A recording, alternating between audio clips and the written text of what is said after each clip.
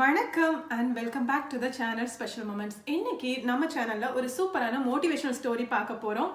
சென்னையில இப்போ எப்படி சரவணா ஸ்டோர்ஸ் வந்து ஒரு சாதாரண பாத்திர கடையா இருந்து பெரிய இதா வளர்ந்துருக்குதோ அந்த மாதிரி தான் அமெரிக்கால ஒரு அமெரிக்கன் இந்தியன் சூப்பர் மார்க்கெட் ரொம்ப பெரிய சாம்ராஜ்யமா வளர்ந்து நிக்குது. பட்டேல் பிரதர்ஸ் தான் அது. அந்த பட்டேல் பிரதர்ஸோட ஹிஸ்டரியை தான் நம்ம எப்படி அதை உருவாக்குனாங்க, எப்படி அது வளர்ந்துருக்கு அப்படிங்கறத ஒரு ஷார்ட் அண்ட் ஸ்வீட் ஸ்டோரியா நம்ம இப்போ கேட்க போறோம்.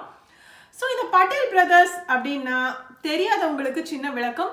பட்டேல் பிரதர்ஸ் வந்து அமெரிக்காவில் இருக்கிற எல்லா இந்தியன்ஸும் வீக்கெண்ட் ஆனால் ஷாப்பிங்க்கு அங்கே தான் போவாங்க. ஒவ்வொரு இந்தியன் வீட்டிலையும் காலையில் ஒரு காஃபி பொடியிலேருந்து மதியம் சமைக்கிற பருப்பு அரிசியிலேருந்து சப்பாத்தி மாவுலேருந்து எந்த பொருட்கள் வேணாலும் நம்ம பட்டேல் பிரதர்ஸ் தான் போய் ஆகணும். ஸோ அப்படிப்பட்ட ஒரு பெரிய கடையை இங்கே எப்படி உருவாக்குனாங்க அப்படிங்கிற ஹிஸ்ட்ரியை இப்போ சொல்கிறேன். ஸோ இந்த பட்டேல் பிரதர்ஸ் கடையை ஃபர்ஸ்ட் ஆரம்பித்தவர் மஃபட் பட்டேல். அவர் வந்து குஜராத்தில் பாண்டு அப்படிங்கிற ஒரு சின்ன வில்லேஜில் பிறந்திருக்கிறாரு. ஸோ அவரோட இன்ஜினியரிங் மேல் படிப்புக்காக அவர் சிகாகோ இலினாய்ஸ்க்கு கிளம்பி வந்திருக்கிறாரு 1968. ஸோ அவரோட படிப்பை நல்லபடியாக முடிச்சுட்டு 1971 அவருக்கு ஒரு நல்ல வேலை ஜெஃபர்சன் எலக்ட்ரிக்கல்ஸில் ஒரு நல்ல வேலை கிடைக்குது. ஸோ ஹாப்பியாக இருக்கிறாரு, வேலை கிடைச்சிட்டு அப்படின்னு சொல்லி அவர் செட்டில் டவுன் ஆகும்போது ஒரு பெரிய வருத்தமாக இருக்குது அவருக்கு. அது என்னன்னு பார்த்தீங்கன்னா, அவருக்கு இங்கே நல்ல இந்தியன் சாப்பாடே கிடைக்கல. ஸோ நம்ம ஒரு சாப்பாடுக்கு அவர் தேடி அது ஒரு பெரிய ஏக்கமாக அவருக்கு மாறிடுச்சு. ரொம்ப டிசப்பாயிண்ட் ஆயிருக்காரு. என்னடா இந்த ஊர் சாப்பாடு பீஸா பர்கரை சாப்பிட்டு நம்மளால எவ்வளோ நாள் தான் இப்படி காலம் தள்ளுறது, நம்மளோட ஆத்தென்டிக் ஃபுட்டோட டேஸ்ட் இங்கே நமக்கு கிடைக்கலையே அப்படின்னு ரொம்ப வருத்தமாக இருந்திருக்கிறாரு. வருத்தமாக இருந்ததோடு மட்டும் இல்லாமல் அதற்கான ஒரு விடையை தேடி இருக்காரு. அப்படி அவர் பண்ண சொல்யூஷன் தான் மிகப்பெரிய இந்தியன் மார்க்கெட்டான பட்டேல் பிரதர்ஸ். ஸோ முதல்ல அதை எங்கே ஆரம்பித்தாங்கன்னா, சிகாகோவில் இந்தியன்ஸ் அதிகமாக இருக்கிற இடமான திவான் அவென்யூவில் ஃபர்ஸ்ட் அதை ஆரம்பிச்சிருக்காங்க. ஸோ 1971 ரமேஷ் திரிவாடி அப்படிங்கிறவர் அந்த இடத்த செல் பண்ணியிருக்காரு. ஸோ அதை வாங்கி ஒரு கடையை ஃபிக்ஸ் பண்ணிட்டாங்க. அடுத்து இவர் ஃபுல் டைம் வேலையாக இருந்ததுனால அவரால் முழு நேரம் இந்த கடையை பார்த்துக்க முடியாததுனால ஊர்லேருந்து அவங்க அண்ணனை வர சொல்கிறாரு. அவர் தான் துளசி பட்டேல்.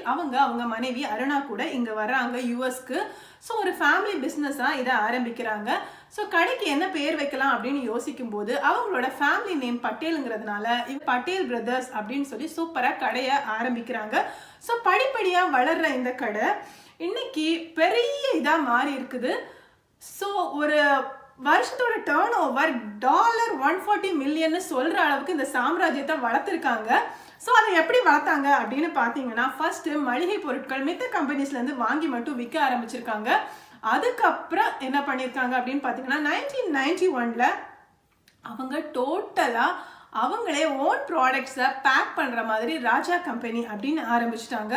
அதுக்கப்புறம் அவங்க பேரில் ஸ்வாத் அப்படின்னு நேமில் ப்ராடக்ட்ஸ் விற்க ஆரம்பித்தாங்க. ஸ்வாத் அப்படின்னா நம்ம லாங்குவேஜில் the best taste in down அப்படின்னு ஒரு அர்த்தம். ஸோ அந்த மாதிரி எல்லா ப்ராடக்ட்ஸையும் பேக் பண்ணி விற்க ஆரம்பித்தாங்க. ஸோ அதில் அவங்களுக்கு நல்ல லாபம் வந்துச்சு. அதோடு மட்டும் நிற்காம அவங்க பல டைமென்ஷனில் தங்களை வளர்த்துக்கிட்டாங்க.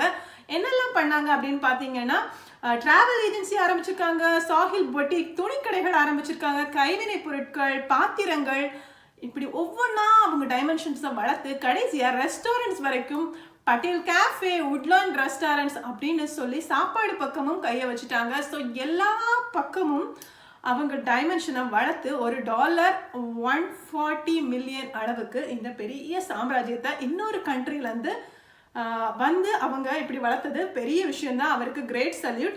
ஸோ இப்போ நம்ம அமெரிக்காவில் இருக்கிற இந்தியன்ஸ் எல்லாரும் நல்ல எல்லா சாப்பாடும் நம்ம ஊர் சாப்பாடு அப்படி கிடைக்குதுன்னா அவர் தான் அதுக்கு ஃபர்ஸ்ட் ஸ்டார்டிங் பாயிண்டாக இருந்திருக்காரு. ஸோ அவருக்கு ஒரு பெரிய நன்றியை சொல்லிக்கிட்டு இந்த மஃபட் அப்படிங்கிற மனிதர்கிட்டது நாம் என்ன கற்றுக்கலாம் அப்படின்னு பார்த்தீங்கன்னா, நான் 2 விஷயத்தை கற்றுக்குறேன். என்ன விஷயம்னு பார்த்தீங்கன்னா, மஃபட் வந்து இங்கே வந்தபோது நம்ம ஒரு சாப்பாடு கிடைக்கல அப்படின்னு சொல்லிட்டு அவருக்கு ஒரு சின்ன டிசப்பாயின்மெண்ட் இருந்தாலும் இங்கே இப்படித்தான் அப்படின்னு சொல்லி அட்ஜஸ்ட் பண்ணி வாழாமல் அதுக்கு ஒரு சொல்யூஷனை தேட ஆரம்பிச்சிருக்காரு. அந்த சொல்யூஷனையும் அவரே கண்டுபிடிச்சி அவரே அதை செயல்படுத்தியிருக்காரு. இதுதான் அவரோட ப்ளஸ், இதுதான் அவரோட வெற்றிக்கு காரணம். ஸோ நம்ம வாழ்க்கையிலும் பிரச்சனைகள் வரும்போது நாம் சொல்யூஷனை அடுத்தவங்க கிட்ட தேடுறத விட நாம் சொல்யூஷனாக மாறலாம். அவருக்கு அண்ணனுக்கோட ஹெல்ப்பை எடுக்கணும் அப்படின்னு தோணி இருக்குது.